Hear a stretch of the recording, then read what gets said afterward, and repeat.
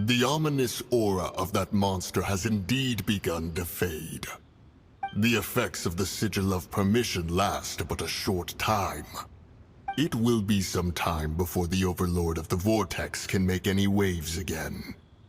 We are indebted to you for your assistance. If the Adepti hadn't happened to be here, the future of Liyue Harbor would surely have been in great jeopardy. Save your flattery. We didn't just happen to be here. Surely you won't pretend to have forgotten the reason for which we came. Come now. There's no need for such harsh words, Cloud Retainer. I've heard that when Ningguang began learning to do business, she had already started setting aside part of her then limited income in preparation for building the Jade Chamber. At first, it was only the size of a small room, but with continued expansion, it has become the palace that lies before you now. It is a testament to Ningguang's entire life, both as a businesswoman and as the backbone of the Liyue Qixing. Seeing the Jade Chamber destroyed in the defense of Liyue means much to her. To me, such cooperation and sacrifice deserves at least some recognition, don't you agree? Well, I was really hoping you would say that such sacrifice could at least be used as some leverage in our negotiations. Thank you all for hearing me out. We know very well why the Adepti came here today. But please forgive us. We cannot yield to your wishes. Oh? 3,700 years. According to our records, the Adepti signed a contract with Rex Lapis to protect Liyue 3,700 years ago. Even to this very day, Liyue and its lands have stood the test of time, immovable as stone, just as it was thousands of years before. This is truly no small feat. But that does not mean that the Liyue of today is the same city as it was all those years ago. Do not merely cast your protective gaze upon the land. Instead, focus your sights on our city and each of the citizens that dwell within it. Are you questioning our means of protecting Liyue? I mean no offense. I simply hope that our Adepti forebears would see Liyue in a new light. Forebears, you say? One doubts you would be fit to be part of such a lineage. This morning, Rex Lapis appeared to me in a dream. What? In the dream, I yearned to tell him that we Qixing, though mortal, are equally bound to the contract. Each passing generation of the Qixing leaves many things of value to be inherited by the next generation. I also thought to tell him how the past generations of Qixing had strove under his rule to survive in our mortal world, establishing a network of contracts which has since come to be known as trade. But I dared not speak. I could only gaze at him in silence until the moment I awoke. Oh, Ningguang. Yet another perspective. What are you trying to say, Outlander?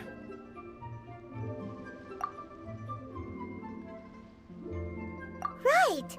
That's something that happened in Mondstadt. It's a story about the Four Winds and the people of the Animal Archon. The Animal Archon sought to quell the strife between the two sides, because he believed that such conflict would only scar the hearts of both, and that nothing good would come of it. Each of the 7 nations has its own scars from the past. Though your point is the very height of simplicity. As Adepti, we've become a laughingstock, to be chastised thus by an outlander who has lent us such succor. All right, all right. Didn't Ningguang suggest that we should focus on the city and each of its citizens? I know I already have, so why not see for yourselves? I apologize for appearing in full armor. I am afraid I cannot show the proper courtesies. And who are you? I am Feng Yan, a sergeant of the Millilith. I have come to extend my thanks to the Adepti. I thought this battle would perhaps be my last.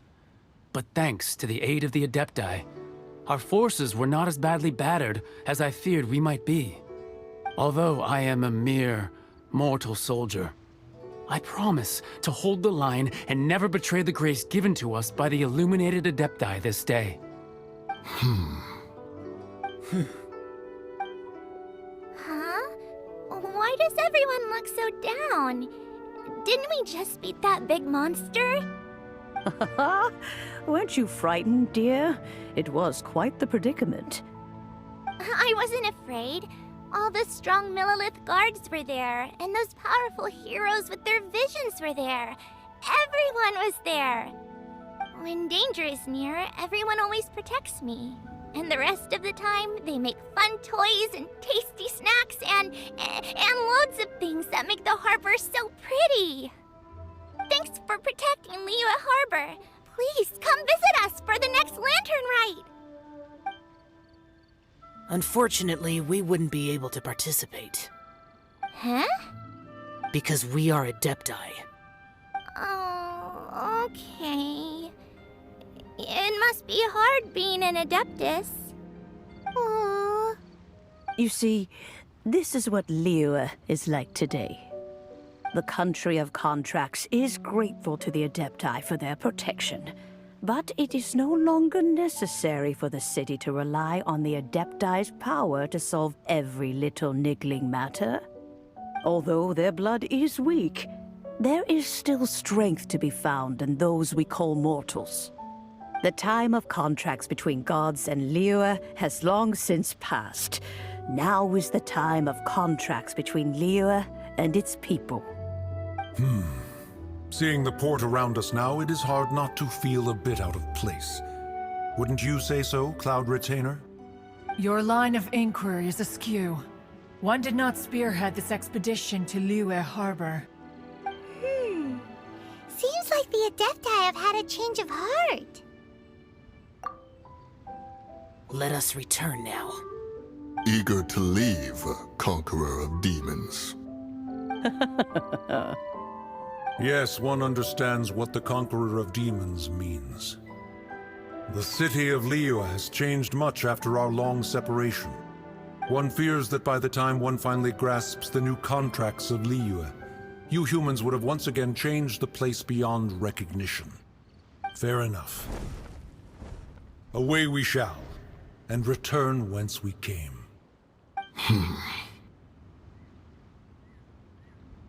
Since we Adepti have consensus, then one shall persist no further.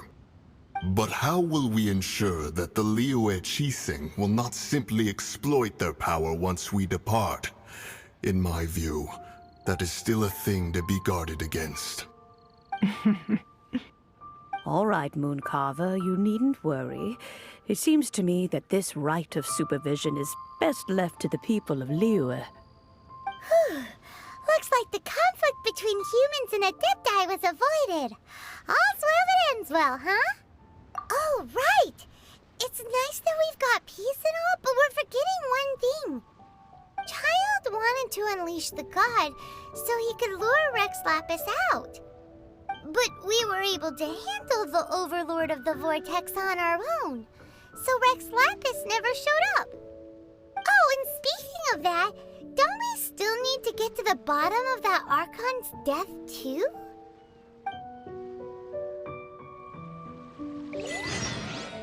Paimon doesn't get it.